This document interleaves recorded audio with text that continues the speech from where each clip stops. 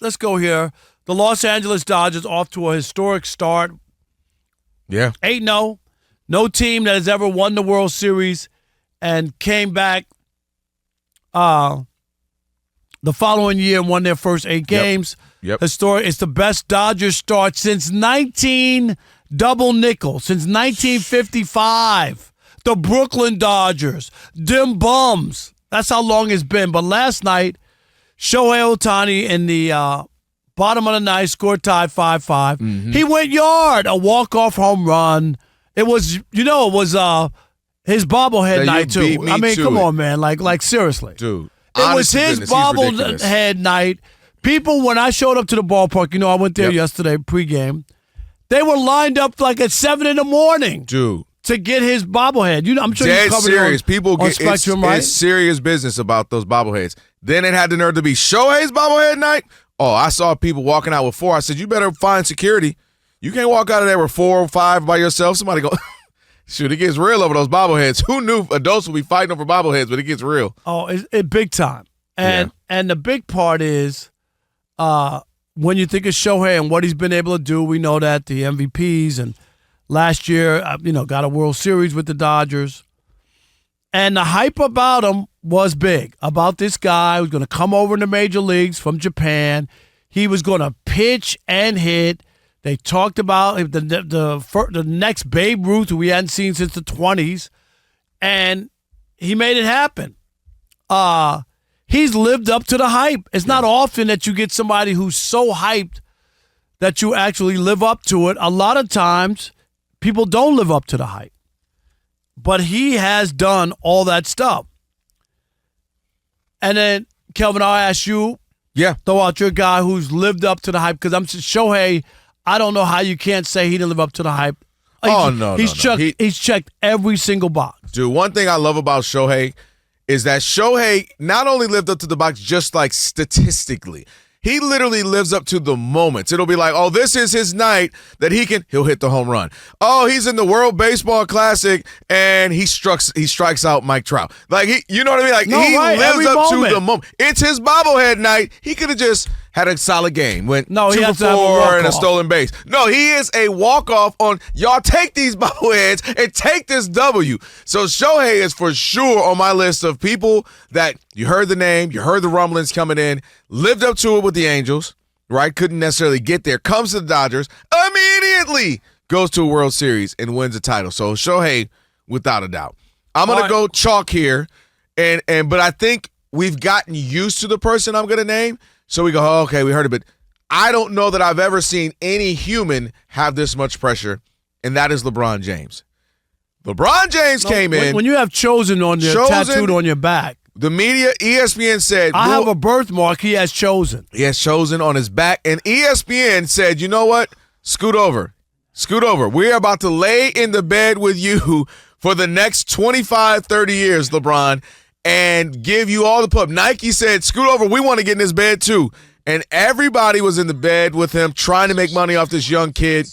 And everybody said, could this young kid be the one that's better than Jordan? And the fact that it is actually a conversation, whether you have him first, whether you have him second, but the fact that it actually is a conversation in and of itself is remarkable. The fact that 20-some-odd years in our face, we don't have a single real controversy. We don't have any, there's no arrest, there's no this, there's no crazy wildness. To me, the new iPhone, that new movie, that new camera, none of it has lived up to the hype like LeBron James has through it all. And I know we all have LeBron fatigue. Even I do as a big fan. He gets tired of all the stories and stuff. Nothing. I mean, then the dude says, I would love to play with my son. Next thing you know, he's playing with his son.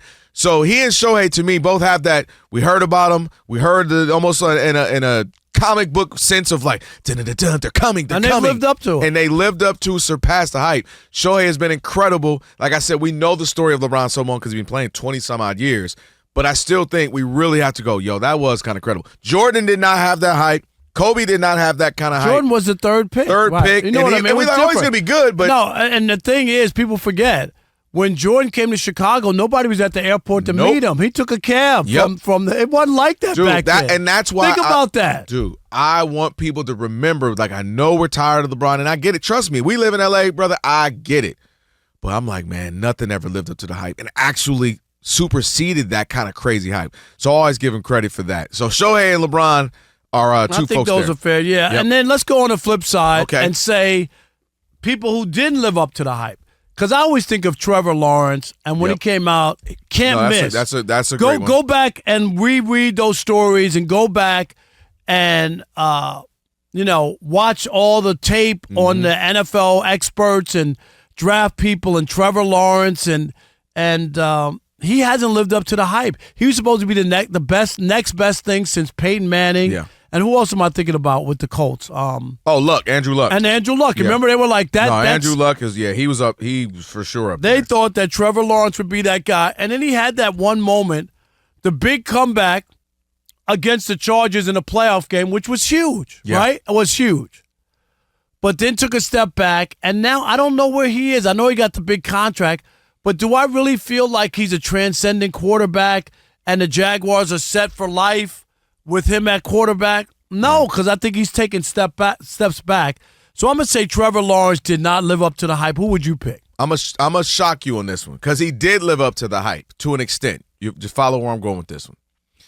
This is a little – because I didn't want to just go Matt Leinart. He was the Heisman Trophy winner. He didn't live up to that. Matt Leinart is one who should have been the first pick. He stayed in college and then he won that dropped to college like 10th. life and experience and then 10th and didn't live up to it, ended up being 4 and 7. So, I could go Matt Leinart. I could go some other people who just were bust, Jamarcus Russell. So I thought about it, Rob. I said, I don't want to do those. Yeah, Jamarcus Russell. Those are those are easy for me. Those are low-hanging fruit. I went a little deeper with this one, and it's going to throw you off a little bit because he actually was good.